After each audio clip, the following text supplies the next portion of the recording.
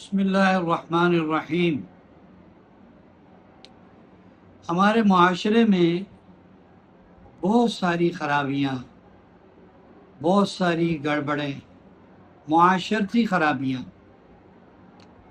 اور یہ وہ خرابیاں ہیں جو آسمانوں جتنی بڑی ہیں، یعنی ایک پورا آتش فشان لاوا ہے جو اس خرابی کے اندر یا اس کے پیچھے چھپا ہوا ہے، لیکن ہمیں اس کا احساس نہیں ہے۔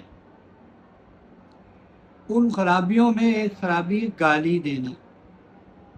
گالی دینے کو آج لوگ گناہ ہی نہیں سمجھتے، کیا بڑے، کیا بچے، کیا بوڑھے، کیا نوجوان، کیا مرد، کیا عورتیں، ہر آدمی گالی دیتا ہے اور بے دریغ دیتا ہے، مذاق میں، سیریسلی، کسی بھی حالت میں ہو وہ گالی دیتا، گالی نہیں دیتا، وہ گالیاں دیتا ہے، اور گالیاں دینے کو وہ گناہ ہی نہیں سمجھتا۔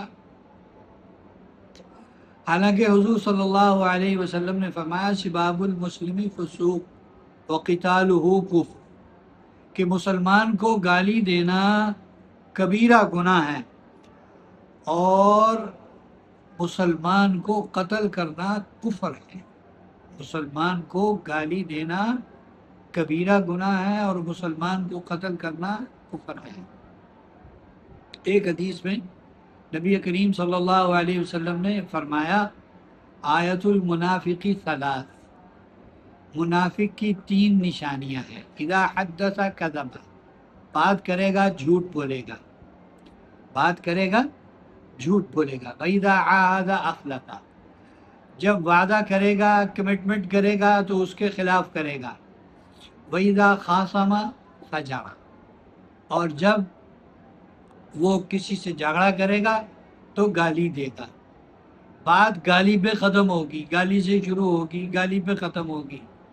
بعض اللہ کے بندے ایسے ہوتے ہیں کہ ان کی زبان پہ گالی چڑھی ہوئی ہوتی ہے اور وہ بات بے بات، بات بات پر اور بات بے بات پر گالیاں دیتے ہیں، مذاق میں دیتے ہیں۔ اجی منہ پر چڑھی ہوئی ہے، بھئی تمہارے منہ پر اللہ کا ذکر کیوں نہیں چڑھا؟ سبحان اللہ، الحمدللہ، ماشاء اللہ، اللہ اکبر، تمہارے منہ پر کیوں نہیں چڑھا؟ غلاظت ہی کیوں منہ پر چڑھ گئی؟ جسم پر تو غلاظت برداشت نہیں کرتے، زبان پر اتنی بڑی غلاظت ہے کہ جسے بعضی روایات میں یہ بھی آتا ہے کہ مسلمان کو گالی دینا بیت اللہ کو ڈھا دینے سے بھی بڑا گناہ ہے۔ اللہ کمی بیشی معاف فرمائے۔ بعض بزرگوں سے ہم نے ایسے ہی سنا کہ مسلمان کو گالی دینا بیت اللہ کو ڈھا دینے، گرا دینے سے بڑا گناہ ہے۔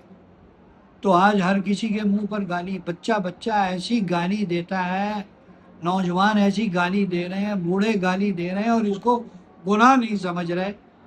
تو جب گناہ نہیں سمجھ رہے تو توبہ کی توفیق کیسے ہوگی؟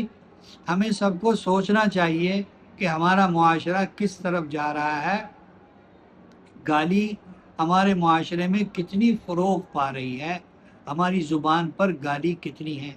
اللہ تعالی ہماری زبان کو گالیوں سے پاک کر دے، ہمارے معاشرے کو گالیوں سے پاک کر دے اور ہمیں صحیح طرز گفتگو نصیب فرما دے۔